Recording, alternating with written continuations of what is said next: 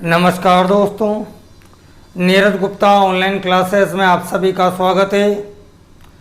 आज हम उस विषय पर बात करेंगे जिस विषय पर पूरा भारत बात कर रहा है, पूरा विश्व बात कर रहा है, और वह विषय है भारत चीन युद्ध। और इसमें अमेरिका की क्या भूमिका रहेगी, इस विषय पर हम बात करेंगे। आप सभी को पिछले दिनों हुई घटनाओं के संबंध में काफ़ी कुछ जानकारी होगी। आप सभी इस बात से भी परिचित हैं कि काफ़ी लंबे समय से भारत और चीन के मध्य सीमा विवाद चल रहा है, लेकिन वर्तमान में उस सीमा विवाद ने एक बड़ा भयंकर रूप ले लिया है।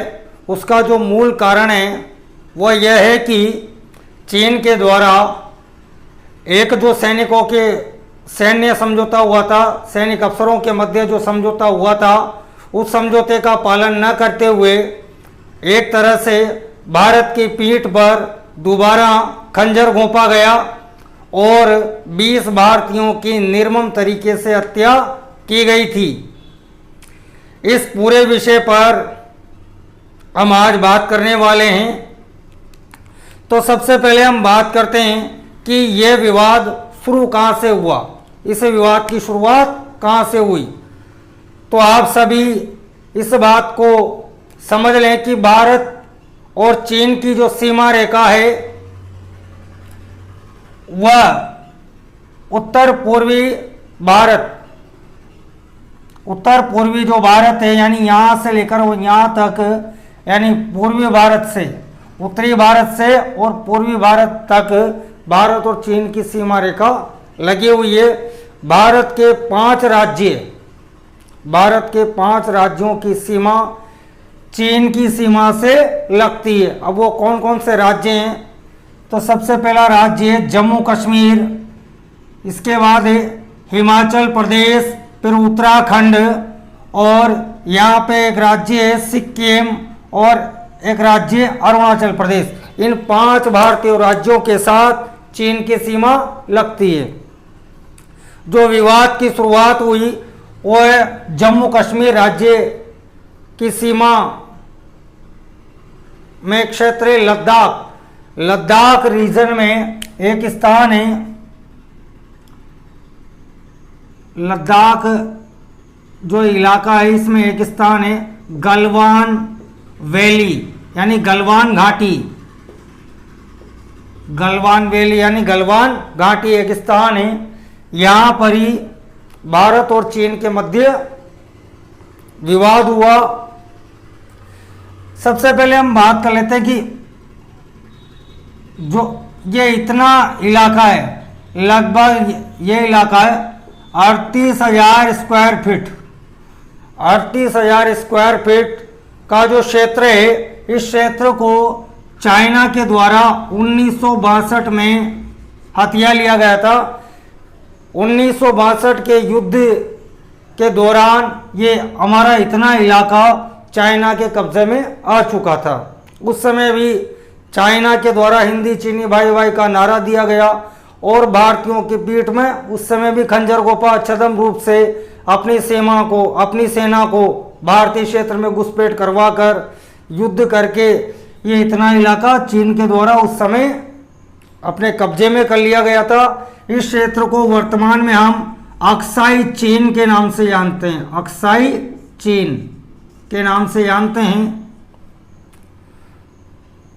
और वर्तमान में जो लद्दाख के अंदर गलवान वैली है, मीडिया रिपोर्ट्स में और कई विपक्षी दल के लोग इस प्रकार की बात कर रहे हैं कि गलवान वैली पर चाइना ने कब्जा कर लिया है।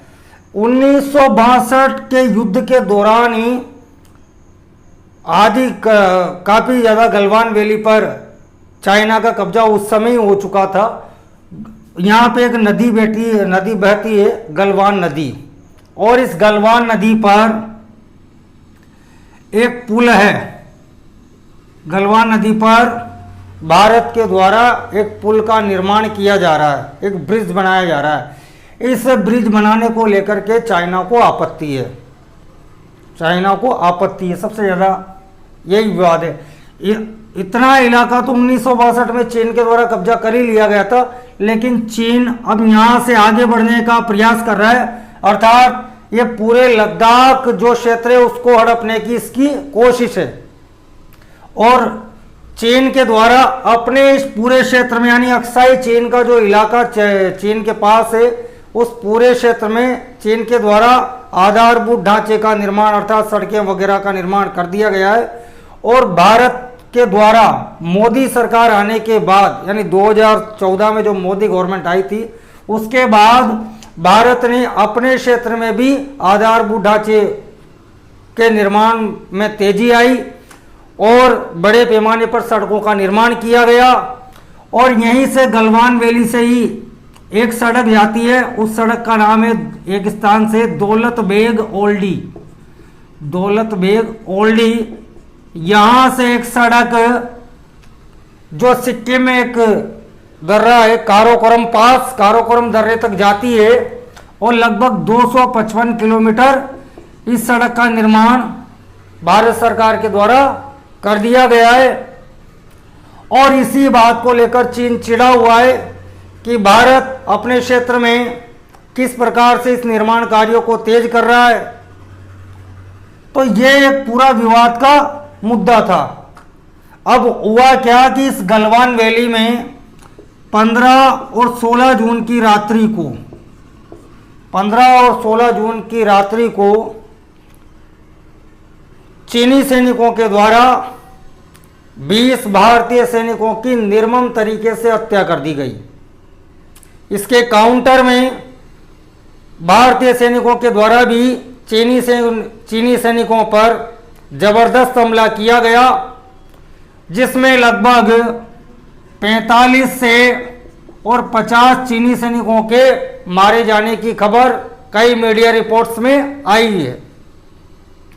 और कई चीनी सैनिकों की रीढ़ की हड्डियां टूट गई, कई की गर्दनें टूट गई, यानी बहुत ही बुरी तरीके से चीनी सैनिकों को हमारे भारतीय सैनिकों के द्वारा जवाब दिया गया है। इस घटना के बाद पूरे इस भारतीय क्षेत्र में एक तनाव की स्थिति बनी हुई है। दोनों ओर से सेनाओं की तैनाती की जा रही है, बड़े पैमाने पर सेना का डिप्लॉयमेंट किया जा रहा है और इसी को लेकर के एक युद्ध की स्थिति दोनों देशों के मध्य बनी हुई है। संभावना यह लगाई जा रही है कि युद्ध होगा या नहीं होगा। और ये जो 15-16 जून की रात्रि को जो घटना हुई थी, ये एक तरह से चीन के द्वारा भारतीयों की पीठ में एक बार फिर से दोबारा खंजर घोंपने का प्रयास था, क्योंकि इसके पहले लगभग 5 से 6 जून को दोनों सेनाओं के मध्य, यानी दोनों सेनाओं की जो उच्च स्तरीय जो कमांडिंग ऑफिसर है उनके मध्य एक समझौता हुआ था कि दोनों सेनाएं इस गलवान वैली से थोड़ा पीछे की ओर जाएंगे, यानी वर्तमान में जिस क्षेत्र पर वो थी वहां से वो थोड़ा 2.5 से 3 किलोमीटर पीछे की ओर जाएंगी। और जब भारतीय सेना ये देखने के लिए गई कि चीनी सैनिक वहां से गए या नहीं गए, लेकिन चीनी सैनिक वहीं पर डटे हुए थे।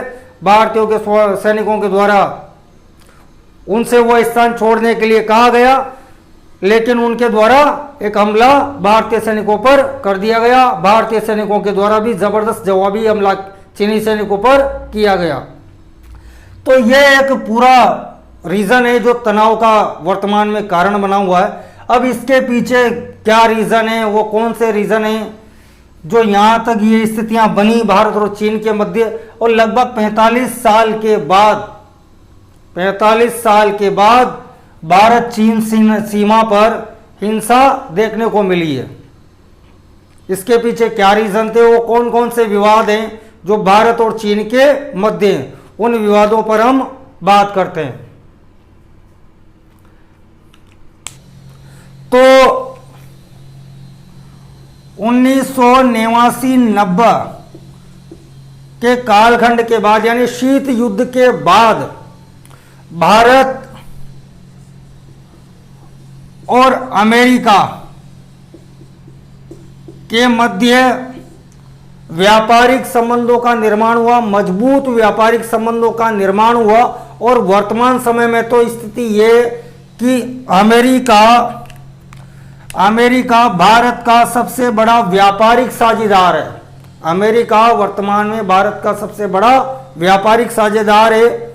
और अमेरिका एशिया में बढ़ती हुई चीन की शक्ति को नियंत्रित करने के लिए, एशिया में बढ़ती हुई चीन की ताकत को नियंत्रित करने के लिए भारत को संरक्षण दे रहा है, यानी भारत को मजबूत करने का प्रयास कर रहा है कि भाई एशिया में चीन की ताकत जो ज्यादा बढ़ रही है, चीन को नियंत्रित करने के लिए भारत को एक तरह से मजबूत करने का प्रयास कर रहा है। और भारत की जो पॉलिसी है वो क्या है कि वह अमेरिका से संबंधों को मजबूत कर चीन से अपनी सौदेबाजी को मजबूत करना चाहता है, बढ़ाना चाहता है। लेकिन भारत यहां पर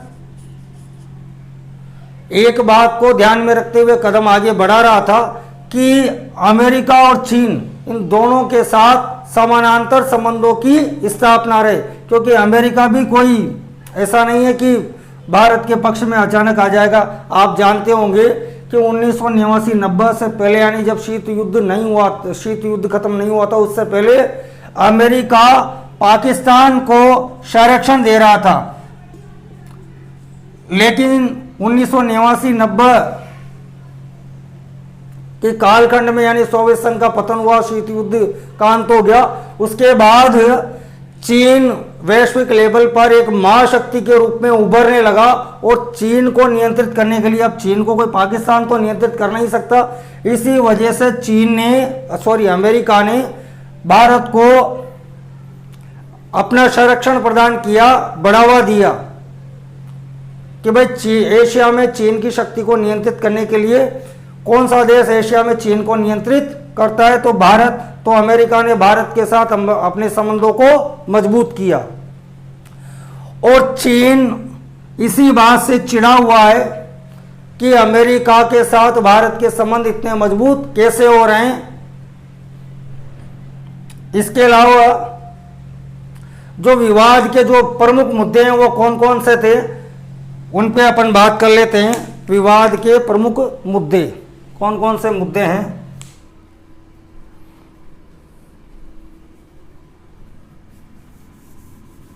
कौन कौन से विवाद हैं भारत और चीन के मध्य?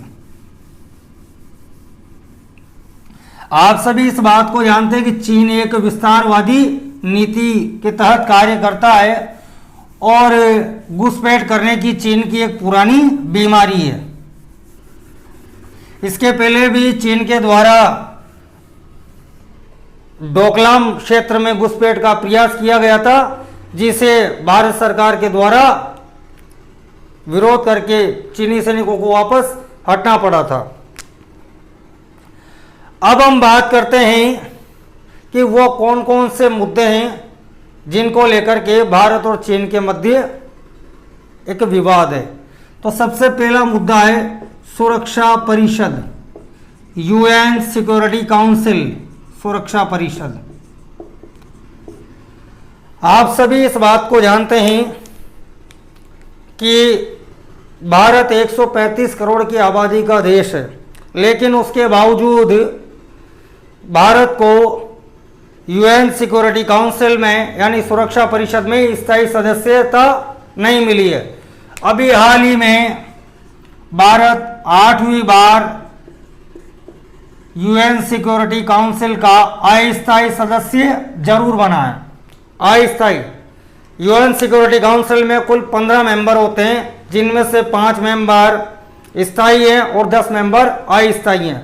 जो 10 मेंबर अस्थायी है उनका कार्यकाल 2 वर्ष होता है। इस बात को भी आप ध्यान रखें। तो इस सुरक्षा परिषद में भारत को स्थायी सदस्यता क्यों नहीं मिली, उसका जो मूल रीजन है वह यह है कि जो इसमें जो 5 देश हैं, फ्रांस, रूस, ब्रिटेन, अमेरिका और चीन। चीन को छोड़ करके बाकी समस्त देश, यानी जो बाकी के जो 4 देश हैं, वो भारत की स्थायी सदस्यता के दावे का समर्थन करते हैं। लेकिन चाइना के द्वारा इसका विरोध कर दिया जाता है, वीटो कर दिया जाता है। परिणाम स्वरूप भारत को यूएन सिक्योरिटी काउंसिल में स्थायी सदस्यता यानी परमानेंट मेंबरशिप नहीं मिल पाई है। एक तो ये कारण है। दूसरा जो कारण है वो है NSG, nuclear supplier group. America के भरसक प्रयासों के बाद भी भारत को इस ग्रुप की सदस्यता प्राप्त नहीं हो पाई। उसका भी जो मूल कारण है वह है कि चाइना के द्वारा भारत की सदस्यता का विरोध किया गया। ये दूसरा कारण है। तीसरा जो प्रमुख कारण है वह है आतंकवाद।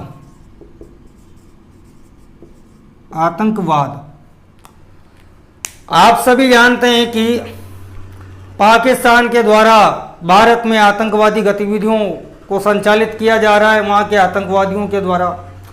और पाकिस्तान का एक आतंकवादी है मोहम्मद सलाउद्दीन। मोहम्मद सलाउद्दीन को अंतर्राष्ट्रीय आतंकवादी घोषित करवाने के लिए भारत ने काफ़ी प्रयास किया। यूएन सिक्योरिटी काउंसिल में भी प्रस्ताव लाया गया, लेकिन चाइना के द्वारा आतंकवाद के मुद्दे पर भी भारत का समर्थन नहीं किया गया। अर्थात यूएन जो मोहम्मद सलाउद्दीन है उसे अंतर्राष्ट्रीय आतंकवादी घोषित नहीं किया जा सका।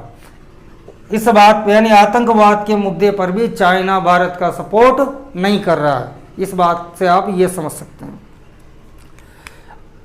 अगला जो बिंदु है वह है MTCR, missile technology control regime.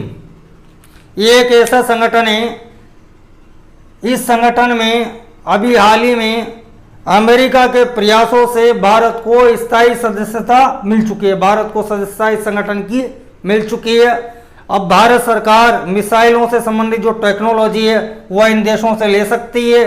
इस संगठन में लगभग 35 देश हैं। और आप यहाँ पे ये भी ध्यान रखें कि चीन और पाकिस्तान इन दोनों देशों को इस संगठन की सदस्यता अभी तक नहीं मिली हुई है। ये दोनों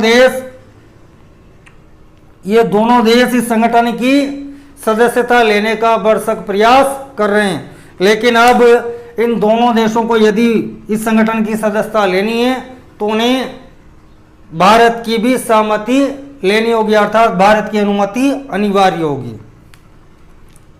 इससे भी चीन को मिर्ची लगी हुई है कि अमेरिका ने भारत को इस संगठन का सदस्य बनवा दिया। इसके बाद जो अगला मुद्दा है वह है दक्षिण चीन सागर, साउथ चाइना सी। दक्षिण चीन सागर, साउथ चाइना सी वर्तमान समय में एक बहुत बड़ा विवाद का क्षेत्र बना हुआ है। खास तौर से भारत की जो ONGC जो तेल कंपनी है वो साउथ चाइना सी में तेल और गैस की खोज का कार्य कर रही है, खासतौर से वियतनाम में। इस क्षेत्र में कई सारे द्वीप हैं, जैसे फिलीपींस, बुरनोई, मलेशिया के द्वीप, वियतनाम। तो ये छोटे छोटे देश हैं और चाइना इस क्षेत्र पर अपना अधिकार जमाता है। और इस क्षेत्र में तेल और गैस के अकूत भंडार हैं, जो सबसे बड़ा कारण है विवाद का। इस क्षेत्र में तेल और गैस के अकूत भंडारों का होना, क्योंकि चीन की भी इस क्षेत्र में पूरी नज़र है कि यह चाइना के अधिकार क्षेत्र में आता है और भारत के द्वारा भी इस क्षेत्र में हस्तक्षेप किया, एक तरह से तेल और गैस की खोज का कार्य किया जा रहा है। और अमेरिका के द्वारा भी इस क्षेत्र में एक तरह से बड़े पैमाने पर हस्तक्षेप किया जा रहा है। अमेरिका के द्वारा अभी हाल ही में अपने जो न्यूक्लियर जंगी बेड़े हैं वो इस क्षेत्र में तैनात कर दिए गए हैं। इस वजह से ये क्षेत्र एक बहुत बड़े विवाद का केंद्र वर्तमान में बना हुआ है। इस क्षेत्र में यदि कभी भी युद्ध छिड़ता है तो ये मान के चलिए यहाँ से विश्व युद्ध की शुरुआत हो सकती है। और यहाँ इस क्षेत्र का जो एक देश है वियतनाम के द्वारा चाइना को काफ़ी साल पहले पराजित कर दिया गया था। और वियतनाम को ही भारत के द्वारा अपनी जो सबसे क्रूज मिसाइल है ब्रह्मोस मिसाइल उसका भी निर्यात करने पर लगभग सहमति बन चुकी है। तो ये कुछ विवाद के क्षेत्र हैं भारत और चीन के मध्य। इसके अलावा चीन पाकिस्तान इकोनॉमिक कॉरिडोर को निर्मित करता है जो पीओके में होके जाता है। चीन चाहता है कि भारत उसमें शामिल हो जाए, लेकिन भारत उसमें शामिल नहीं हुआ। इसके अलावा एक मोतियों की माला नीति के माध्यम से भी चीन भारत को घेरने का प्रयास कर रहा है। और इसके अलावा जो तात्कालिक जो रीजन है विवाद के, उन पे बात कर लेते हैं। तात्कालिक रीजन क्या है? तात्कालिक रीजन, तात्कालिक कारण क्या है? तात्कालिक कारणों में जो सबसे पहला कारण है वह है कोविड-19 यानी कोरोना वायरस। आप सभी इस बात को जानते हैं कि कोरोना वायरस चीन से पूरे विश्व में फैला है और अमेरिका के अंदर इस वायरस से लगभग 1,40,000 लोगों की मृत्यु हो चुकी है। और अमेरिका में इस साल राष्ट्रपति चुनाव भी हैं और डोनाल्ड ट्रंप की जो कुर्सी है वो इस कोरोना वायरस के कारण खतरे में पड़ी हुई है कि वो चुनाव जीतेंगे या नहीं जीतेंगे। इस कारण से भी अमेरिका भी, चाहे वो साउथ चाइना सी हो या भारत हो, इन मामलों में कुछ ज्यादा ही दिलचस्पी ले रहा है। ये भी एक तो इसका बड़ा कारण है।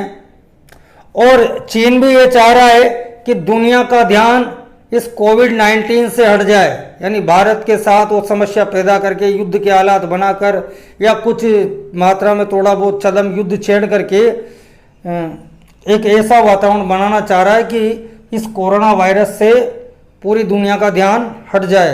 क्योंकि ऑस्ट्रेलिया के द्वारा एक मांग की गई थी कि चीन की जो वुहान लैब है उसकी एक स्वतंत्र इंटरनेशनल एजेंसी से जांच करवाई जाए और भारत ने ऑस्ट्रेलिया की उस मांग का भी समर्थन कर दिया था। तो ये भी एक बड़ा कारण है।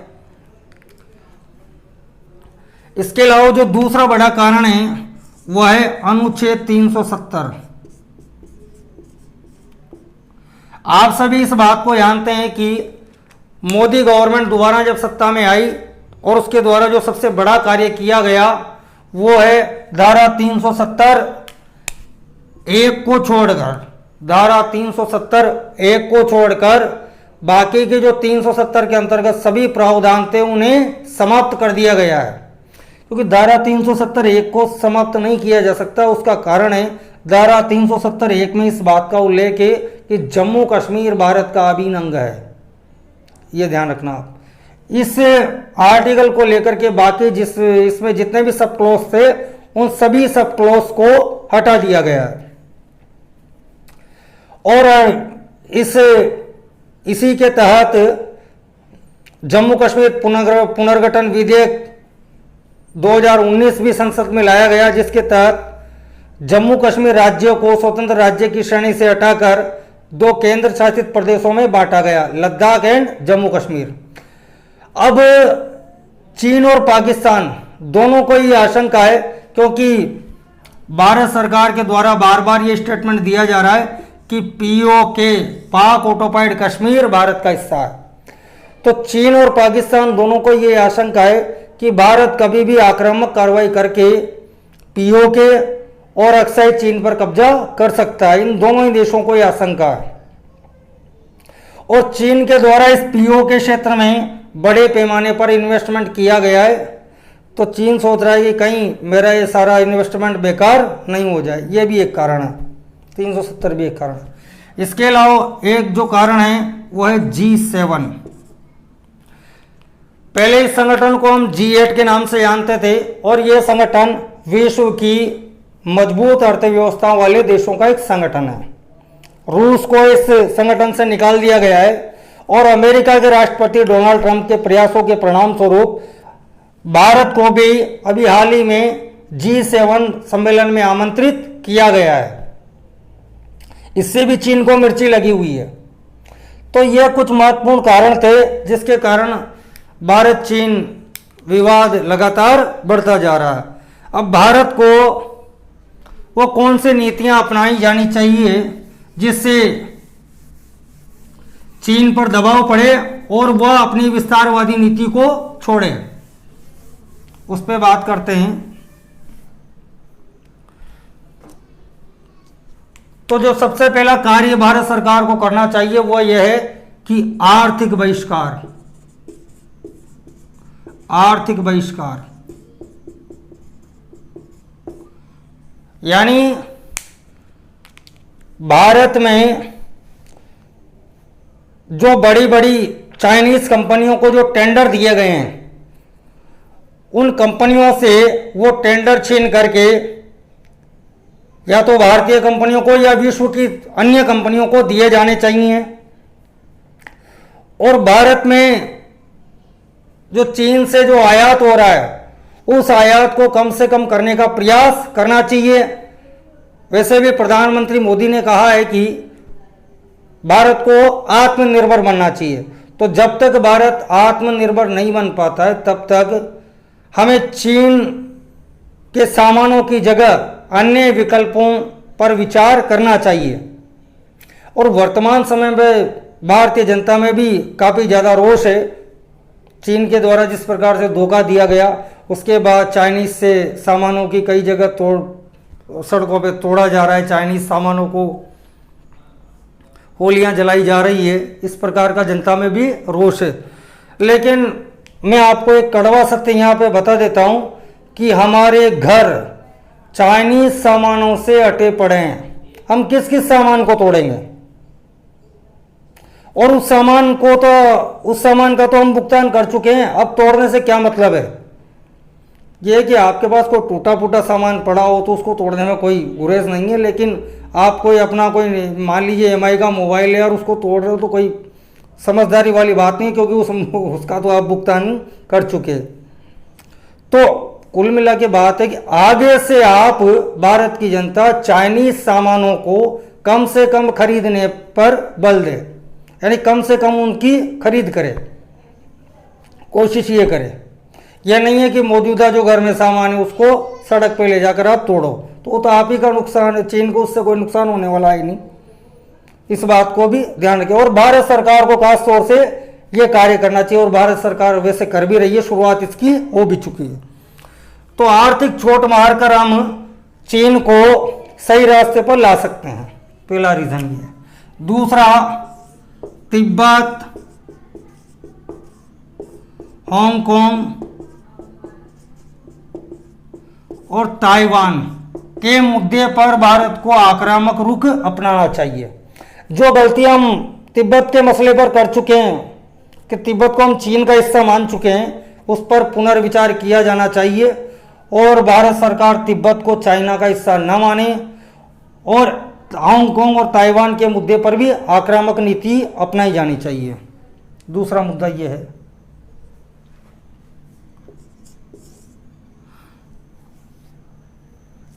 तीसरा मुद्दा है कूटनीति। भारत को कूटनीति के माध्यम से चाइना को विश्व में एक्सपोज करना चाहिए कि चीन दूसरे देशों की जमीनों पर कब्जा करने का प्रयास करता है, धमकाता है, इस प्रकार से धोखेबाजी करता है, समझौतों का पालन नहीं करता, यानी कूटनीति के माध्यम से। और वैसे भी अभी जब भारत 8वीं बार यूएन सिक्योरिटी काउंसिल का जब मेंबर बना तो कुल 192 सदस्यों में से भारत को 184 वोट मिले थे, यानी 184 देशों का संगठन भारत के पास है। और पाकिस्तान को भी इससे मिर्ची लगी हुई है कि मुस्लिम देशों ने भी भारत का समर्थन कर दिया, चाइना को भी मिर्ची लगी हुई है। तो कूटनीति के माध्यम से भी, और वैसे भी पाकिस्तान और उत्तर कोरिया के अलावा अभी कोई देश चाइना के साथ खड़ा नहीं हुआ है। इसके अलावा दक्षिण चीन सागर में भारत को अपनी भूमिका को बढ़ाना चाहिए। दक्षिण चीन सागर में भारत अपनी भूमिका को बढ़ाए। और आखिरी सैन्य नीति। जिस प्रकार से चाइना के द्वारा भारतीय सैनिकों की निर्मम हत्या छद्म रूप से की गई, भारत के द्वारा इसका प्रत्युत्तर दिया जाना चाहिए, क्योंकि भारत की सेना वर्तमान में एक प्रोफेशनल आर्मी है। हर प्रकार की चीन के द्वारा जो दुस्साहस किया जा रहा है उसका जवाब देने में भारतीय सेना सक्षम है। तो ये सारी बात हमने एक वैश्विक परिप्रेक्ष्य में चाइना और भारत के संबंध में की। वीडियो आपको कैसा लगा आप ज़रूर कमेंट बॉक्स में ज़रूर बताएं। इस चैनल को ज़्यादा से ज़्यादा सब्सक्राइब करें, शेयर करें, लाइक करें। धन्यवाद।